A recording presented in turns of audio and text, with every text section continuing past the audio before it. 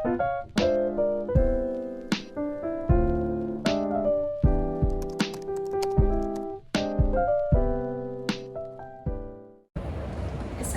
Tuan.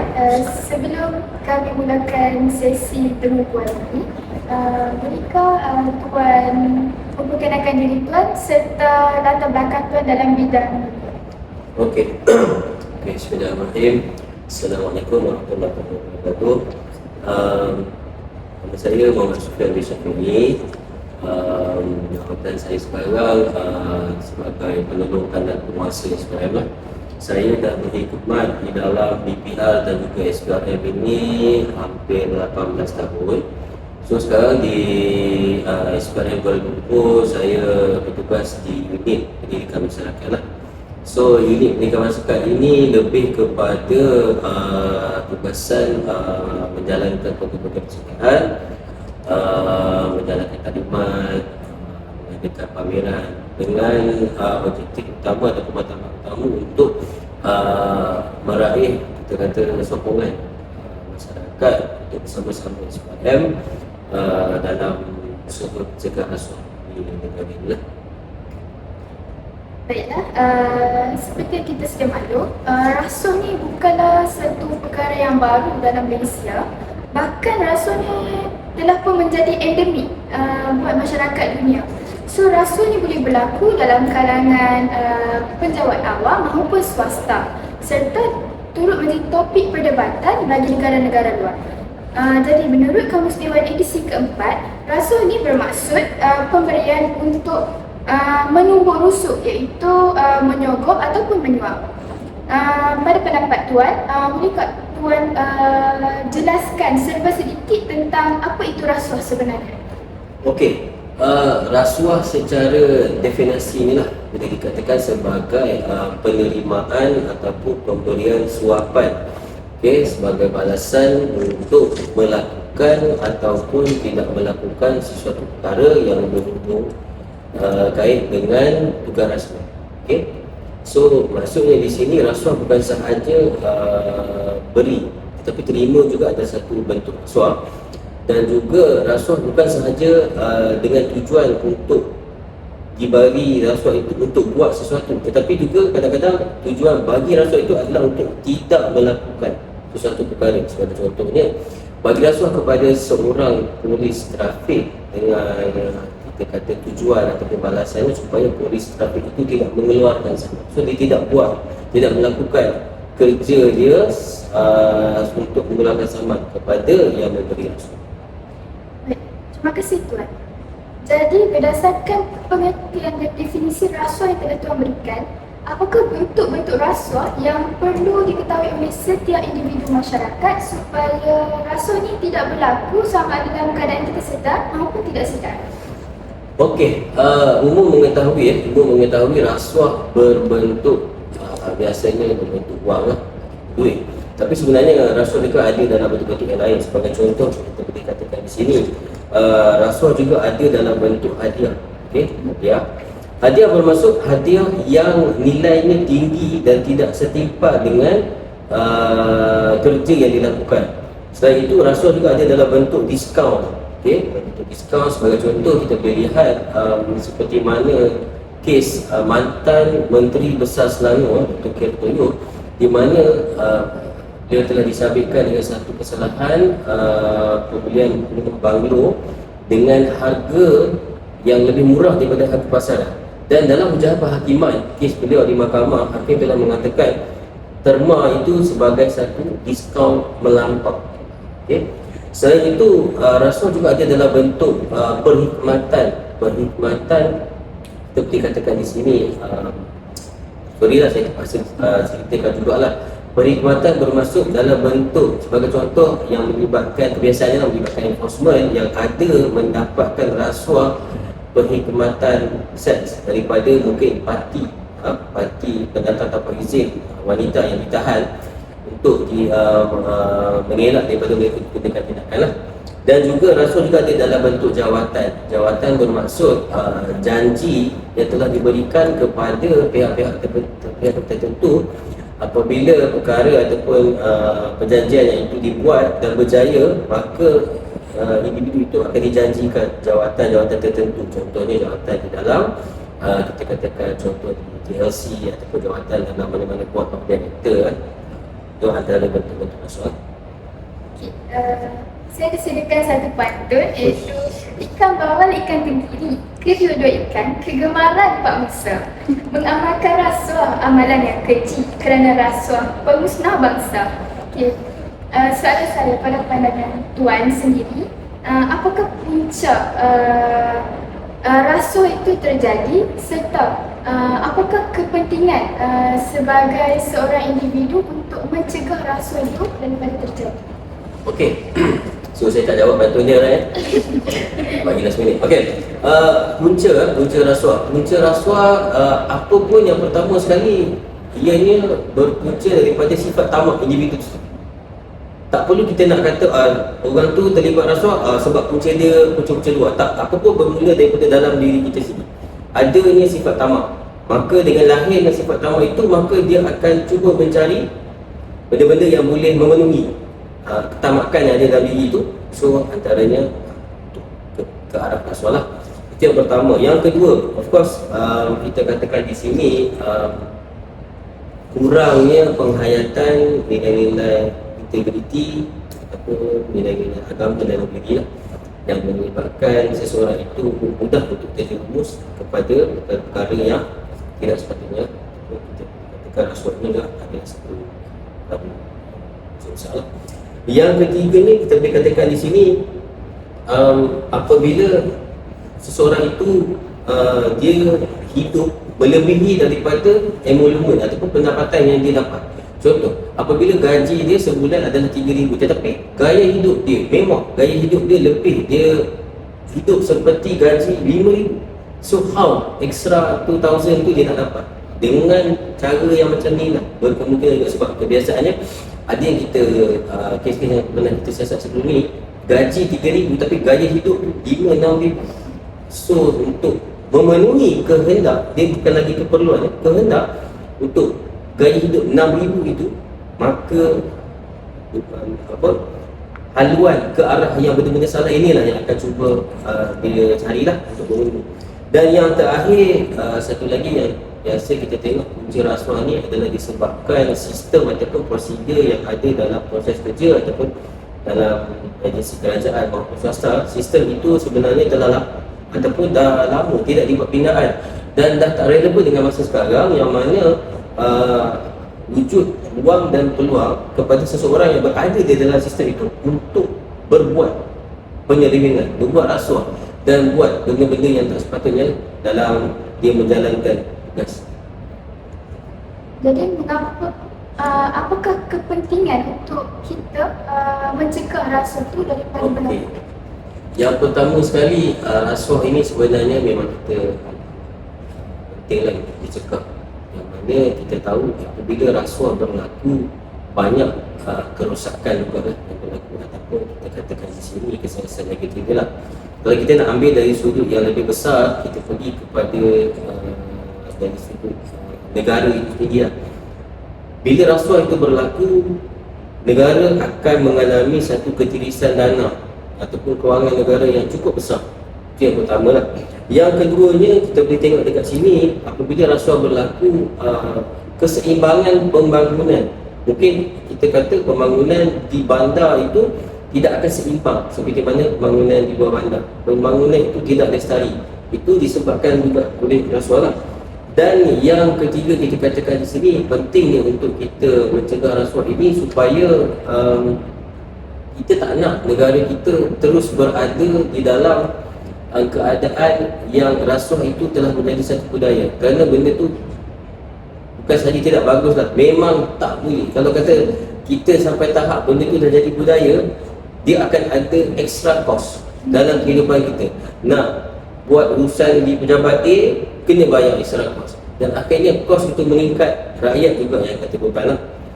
Dan selain daripada itu, kita boleh katakan di sini rasuah juga akan mengakibatkan kita kata ketidakseimbangan kekayaan di dalam lapisan masyarakat negara itu sendiri lah. Pihak yang kaya akan terus kaya, maka yang satu lagi golongan akan terus ditindas hanya disebabkan kita kata hilang upaya untuk dari segi kewangan itu sendiri. Terima kasih Tuan atas jawapan yang padat dan ringkas dan padat ya. Seperti sedia maklum, mendapat pelbagai inisiatif yang dijalankan oleh SPM kepada rakyat supaya internet rasuah dapat digunakan seperti menyiarkan di media sosial, kempen dan juga memberi ceramah di sekolah-sekolah. Tapi draft SPM menunjukkan ratusan kes rasuah, ratusan kes rasuah tidak terwujud. Jadi pada pandangan Tuan sendiri, adakah inisiatif yang dijalankan oleh pihak kerajaan ini telah mencapai objektif tertentu? Okey, saya tak nafikan berlakunya peningkatan kes rasuah. Tapi daripada apa yang ditanyakan dalam soalan tadi, memang kita di pihak SPM menjalankan berbagai inisiatif lah. Kita berdasarkan Key Performance Index KPI tahunan, yang mana kita perlu membuat program ataupun kita perlu liaise dengan pihak-pihak tertentu sebagai contoh bersama kumpulan sasar, agensi kerajaan, swasta, NGO, politik dan juga dengan beberapa sekolah juga lah. Kita ada program-program dengan pelajar sekolah dan sekolah menengah dan juga belajar di IPT. Okay. Walaupun pelbagai program ataupun inisiatif ataupun aktiviti itu kita jalankan untuk pencegahan itu di pelbagai peringkat, dan hasil dia memang kita nampak peningkatan dari segi maklumat yang diterima, aduan yang diterima oleh pihak SPM. Tetapi sebenarnya itu bukanlah menggambarkan maksudnya negara ini, negara Malaysia kita ini kes dia banyak. Tak, saya akan cuba bantu yang mana pada saya bila kes itu banyak yang tampil ke depan, maksudnya pada pihak kami nampak ada satu sudut yang positif, iaitu kesediaan masyarakat untuk tampil ke depan melaporkan kejadian rasuah. Sebelum ini kami menghadapi masalah kerana masyarakat kita ni dia ada satu stigma, dia ada satu ketakutan dalam diri untuk tampil ke depan untuk melapor. Kerana dia ada satu stigma, kalau laporan di SPM nanti mungkin keselamatan dia terancam. Satu lagi ada stigma masyarakat kita, iaitu bila buat laporan terlibat sebagai saksi ataupun pengadu, kena pergi ke mahkamah. Mahkamah satu tempat, satu venue yang masyarakat memang kalau kita nak pergi, dia macam takut nak berada dalam mahkamah. Sedangkan kalau kita tengok di dalam Islam ini ada mengatakan jika berlaku sesuatu permukaran yang kita tahu, cegahlah kan, apabila dengan tangan, dengan mulut, dan selemah-lemah iman adalah dengan hati. Maksudnya di sini jika kemungkaran itu berlaku, menjadi tanggungjawab kita lah untuk melapor. Tapi yang saya dah berada di dalam unit pendidikan masyarakat ini dah hampir 7 tahun, saya nampak kesediaan atau kesediaan masyarakat untuk tampil ke depan tu dah mula ada. Keterbukaan mereka untuk tampil ke depan dah mula ada, dan dengan kerjasama masyarakat itu jugalah kami dapat, kita kata, menyiasat kes-kes baru di agensi tertentu supaya benda ni kita dapat cuba untuk basmi, cuba untuk batera dan cuba untuk cegah supaya benda ni tidak menjadi satu barak dalam negara kita ni. Apakah yang boleh kita lakukan sebagai masyarakat untuk membantu meningkatkan ketamadunan Malaysia di samping juga kita mengurangkan kes rasuah? Bercakap tentang tamadun, saya nak berkongsi sikit. Kita boleh tengok tamadun kerajaan Kesultanan Melaka. Satu tamadun yang kita kata dahulunya begitu terkenal, satu tamadun yang cukup kuat pada ketika itu, yang cukup gah, terkenal di seluruh dunia. Tetapi sehebat mana pun tamadun Melaka, sekuat mana, segagah mana pun, akhirnya jatuh je di tangan penjajah. Tetapi kalau kita tengok sejarah balik, jatuhnya Melaka itu adalah disebabkan berlakunya, kita kata, penyelewengan ataupun rasuah itu sendiri di kalangan pembesar-pembesar ketika itu. Mungkin berkongsi rahsia, kita kata, sistem pertahanan, berkongsi tentang kita kata pemerintahan kerajaan Melaka ketika itu, dan akhirnya sekuat mana sesuatu tamadun itu tetap jatuh disebabkan orang yang berada dalam sistem, orang yang berada dalam tamadun itu. So kita sebagai rakyat Malaysia lah, okay, Yang pertama sekali untuk kita katakan sebagai membantu meningkatkan maju negara kita sekarang ataupun negara kita sendiri. Yang pertama tidak lain dan bukanlah kita kena ada satu sikap, apa lagi perkataan selain benci pada dalam jawab. Benci rasuah. Kalau nak kata sikap tak nak pada rasuah, tak nak tu boleh jadi nak, tapi benci memang tak nak lah, memang betul-betul tak suka dengan rasuah ni. Itu kena tanam dulu. Sebab kalau kita masih boleh terima rasuah dalam kehidupan kita, kita boleh kita kata kita boleh lihat benda tu berada di sekeliling kita, maka mungkinlah negara ini boleh jadi rosak ke depan. Okay? So masyarakat kena tanamkan sifat benci rasuah tu, tak nak pada rasuah, dan kalau boleh memang nak sama-sama bersama SPRM untuk bantaran. Itu yang pertama lah. Yang kedua, seperti mana yang jawapan saya sebelum ini, kesediaan untuk melapor itu sendiri perlu ada di kalangan masyarakat, supaya kita kena sama-sama bersama dengan SPRM. Kena ingat, usaha pencegahan rasuah ataupun untuk membantaran rasuah itu sendiri di Malaysia ini bukan tanggungjawab kami di SPRM semata-mata. Okay? Masyarakat, rakyat Malaysia juga perlu bersama-sama SPRM untuk kita kata mencegah rasuah di negara ini. Berdasarkan pengalaman Encik daripada menunjukkan bidang ini, doktor Encik pernah Encik menanyakan kes rasuah dan sekiranya pernah bukan Encik berkongsi sedikit bersama kami. Okey, betul. Malah sebelum tadi saya ada share kata saya dah 18 tahun. So 10 tahun servis saya yang pertama itu saya di BPR dan SPM Perak. So memang saya di dunia siasatan lah. Pindahnya saya di SPM KL ni, setahun pertama saya di dunia siasatan, dan selepas itu baru saya masuk di dunia kawasan lah. Of course memang saya pernah terlibat dalam siasatan, terlibat dalam masih mengendalikan kes-kes. So kalau nak cerita kes tu banyaklah kan. So antara kita kata high rank yang pernah saya kendalikan ataupun kes-kes yang pernah saya buat tangkapan dan sebagainya, di Perak dulu kita pernah menangkap Hakim Mahkamah Tinggi Syariah. Hakim Mahkamah Tinggi Syariah Perak, saya terlibat secara langsung kes itu, saya sebagai pegawai tangkap. Dan kita kata kes itu juga menjadi salah satu kita kata contoh di dalam slide-slide ceramah kami, untuk kami buat ceramah kepada pihak yang menggunakan dalam hotel. Selain daripada itu, kita juga, saya sendiri pernah kita kata terlibat dalam satu kes di TNTM Bungut, yang itu kita bekerjasama dengan institut kita lah, jadi namakan SIBA. So pada saya, rasuah ini dia tidak mengira golongan. Bukan kata rasuah ni golongan bawah, golongan rasuah ni atas saja, tak ada. You di bawah, you di tengah, you di atas, whatever ranking are you, sila you boleh terlibat. You boleh terlibat. Tak ada kata orang macam ni tak akan terlibat oleh kita. Dan sebagai contoh yang Hakim sebut, kalau kita ikut dari segi hierarki institusi agama Islam ketika itu, Hakim Mahkamah Tinggi Syariah itu merupakan individu ketiga. Yang paling tinggi Ketua Agama Islam di Perak ketika itu Almarhum Sultan Abdul Syah. Yang keduanya adalah Mufti Arwah Datuk Arusani. Dan Hakim itu waktu kita dapat kes tu, bila kita terlibat, saya terlibat secara langsung, dan akhirnya dapat kita kata arahan untuk menangkap. Saya macam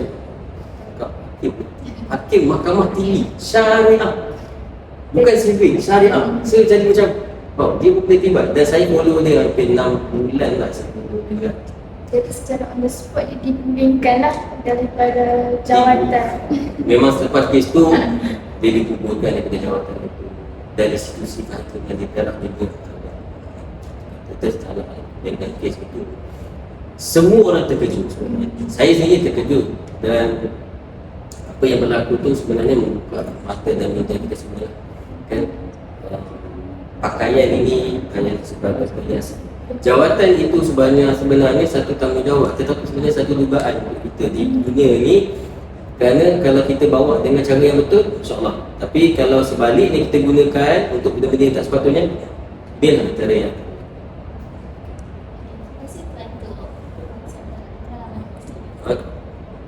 Okey, seterusnya kami akan menyambung pertanyaan soalan tentang rasuah.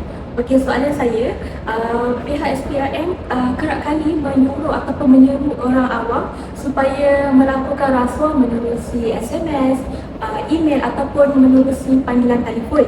Okey, soalan saya, adakah pelapor kes ataupun pemberi maklumat ni akan dilindungi oleh mana-mana atau menurut perlembagaan? Okey, tadi dinyatakan laporan boleh dibuat melalui email, SMS dan juga telefon kan. Selain itu juga laporan rasuah kalau polis nampak di sini boleh dihantar secara bertulis. Dan juga masyarakat boleh datang ke pejabat seminar sebab kita ada bertugas sehari datang. Kalau kata nak bertanya dulu pun boleh, nak share maklumat ke ataupun aduan pun boleh, tak ada masalah.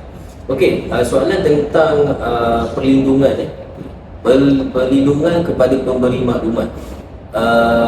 Soalan dikatakan tentang menurut perlembagaan. Sebenarnya menurut perlembagaan itu tak adalah, tetapi di dalam akta kami, Akta Suruhanjaya Pencegahan Rasuah Malaysia 2009, Seksyen 65, memang pemberi maklumat dilindungi identiti dia di bawah Seksyen 65 itulah. Dan selain daripada itu, kerajaan juga telah buat satu inisiatif dengan meminda satu akta baru, iaitu Akta Perlindungan Pemberi Maklumat 2010 ataupun Akta 711 yang lebih spesifik untuk memberi perlindungan kepada pemberi maklumat.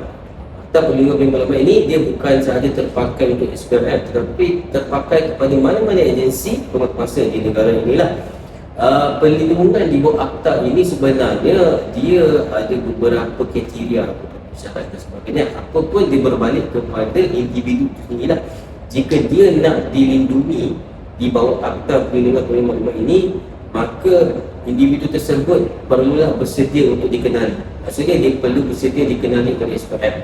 Dia perlu tampil kepada SPRM, hadir di sini, berjumpa dengan pegawai SPRM dan berkongsikan apa maklumat yang ada berkaitan rasuah, mungkin berkaitan rasuah di tempat kerja dia, mungkin berkaitan rasuah yang berlaku di dalam komuniti, di tempat tinggal dia dan sebagainya. Ini suka ambil tindakan berdiam diri ataupun tidak ambil tahu tentang kes-kes rasuah kerana bimbang nyawa mereka terancam. Pada pandangan tuan, adakah masyarakat yang berdiam diri ini dia dikira sebagai bersubahat kerana tidak melaporkan kes-kes rasuah pada pihak SPRM? Okey, merujuk kepada soalan tadi, pada pandangan saya lah, bukanlah kita boleh katakan sebagai bersubahat, tapi sebenarnya yang menjadi stigma pada masyarakat kita untuk tidak tampil itu sebenarnya kadang-kadang kerana ketakutan yang ada dalam diri lah. Sebab mereka menjadi satu dan dia ada datang satu rasa takut untuk tampil ke depan, sebab bila dapat laporan nanti terpaksa kita kata memberi komitmen sehingga ke mahkamah. Macam yang saya katakan sebelum tu lah, masyarakat takut pergi mahkamah dan masyarakat juga takut untuk menjadi saksi. Apabila kes itu dah dijalankan siasatan, mereka takut mereka dikenali sebagai dia inilah saksi kepada kes ni, dia ni saksi pun ni, dan dia takut dari segi tindakan dalam jabatan, dalam agensi yang mereka bekerja. Okey. Pada saya, satu lagi, masyarakat sebenarnya dia tak nak tampil tu sebab dia ada kepentingan. Dia berkepentingan dalam kes-kes tu. Sebagai contoh, A beri rasuah kepada B sebagai balasan supaya B tidak ambil tindakan kepada A yang telah melakukan kesalahan. A bagi duit pada B, B dapat duit, A tak kena saman. Dua-dua ada kepentingan. A tak nak kena tindakan, B pun boleh dapat duit. Dan bila transaksi rasuah itu berlaku, kedua-dua dapat manfaat. B dapat duit, A tak kena tindakan. Dua-dua dah dapat manfaat. Ada tak yang akan dapat pada SPRM? Confirm tak ada. Memang tak akan ada. Tapi kalau kata ada satu pihak C tahu mengenai situasi itu, dia nak lapor, dia akan berfikir, dia lapor nanti kena terlibat jadi saksi. Kalau kes ke mahkamah, kena pergi mahkamah lagi. So ada stigma, ketakutan kat situ. Itu yang berlaku dalam masyarakat kita. Apabila ada kepentingan, maka mereka tak nak terlibat, mereka tak nak. Sedangkan benda tu sepatutnya perlulah dicegah, kan? Tidak boleh dibiarkan untuk berterusan berlaku macam tu. Okey, saya akan sambung soalan yang seterusnya. Saya nak tanya Tuan, pada pendapat Tuan, apakah nilai yang wajib diterapkan oleh setiap individu, tidak kira daripada sektor swasta ataupun kerajaan pada tamadun hidup? Okey, bercakap tentang nilai pada saya lah, nilai yang perlu ada iaitu nilai integriti yang tinggi. Okey, kalau kita berbalik kepada maksud integriti itu sendiri, integriti bermaksud sifat individu ataupun sifat sesebuah organisasi yang berteraskan nilai-nilai murni. Berbalik kepada nilai murni, yang mana kita semua sedia maklum, nilai murni itu ada banyak lah, mana jujur, tanggungjawab, dedikasi dan sebagainya.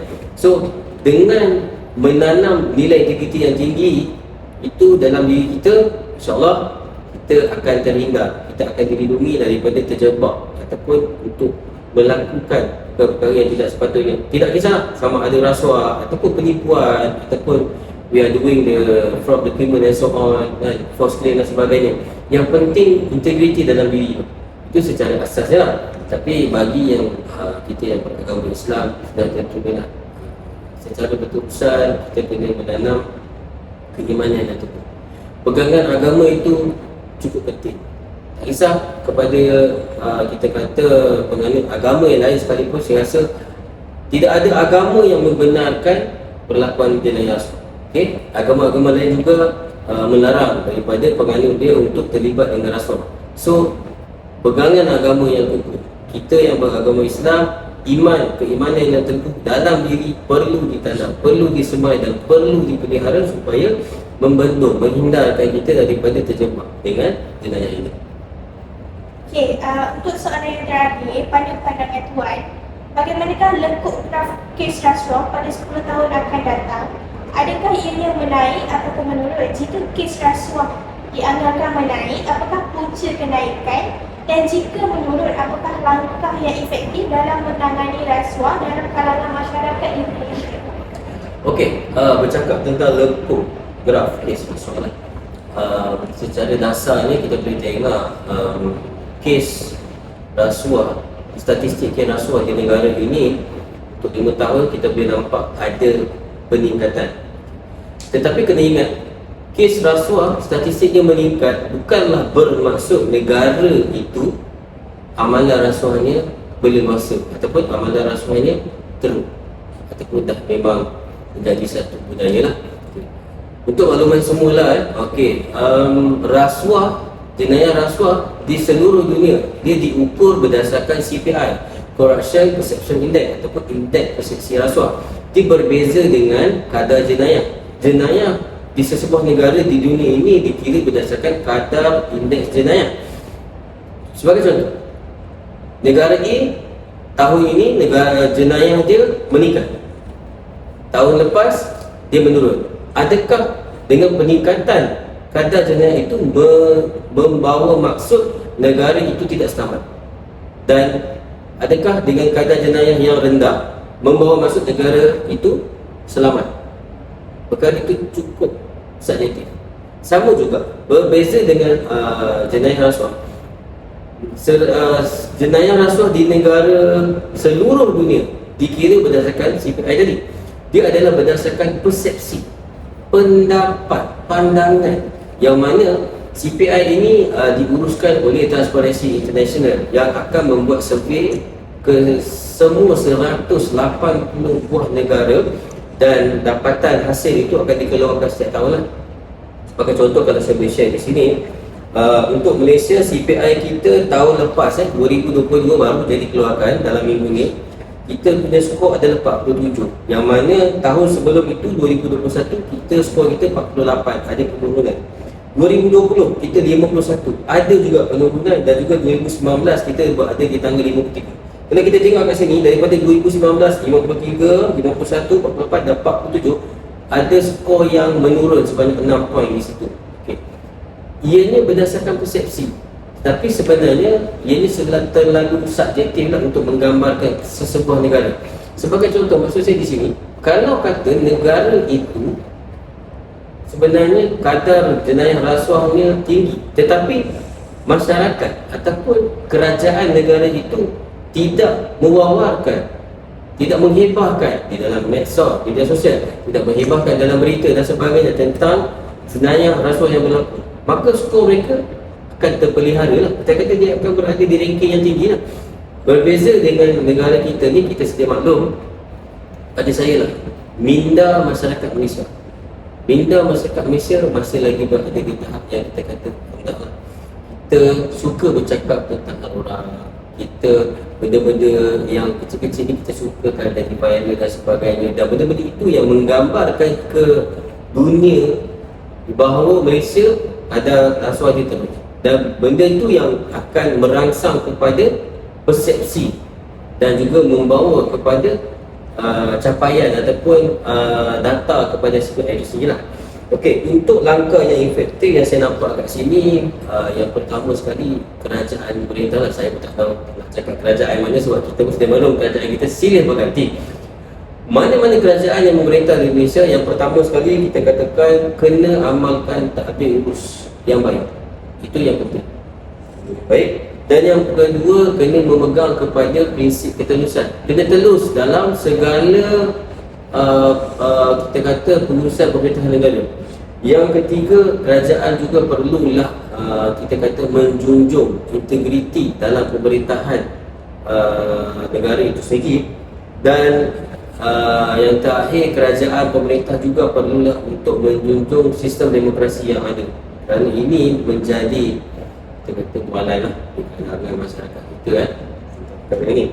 Dan satu lagi, untuk makluman, kalau kita boleh tengok sejarah negara kita lah, sejarah kerajaan itu lah, kita dah ada pelbagai inisiatif, pelbagai pelan integriti, NKRA. Yang terbaru kita ada NACP, National Anti-Corruption Plan.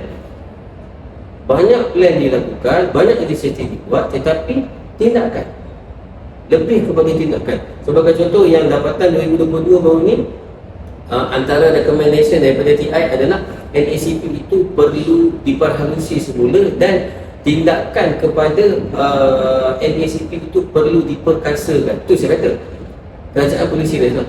Kerajaan perlu serius untuk menangani isu jenayah rasuah ni, sebab dia bukan satu isu yang kita kata simple macam tu sajalah. Sebab kalau tak guna, kita ada pelan yang banyak, kita ada pelan jangka masa pendek, jangka masa panjang, jangka masa sederhana, tapi pelaksanaan dia kurang.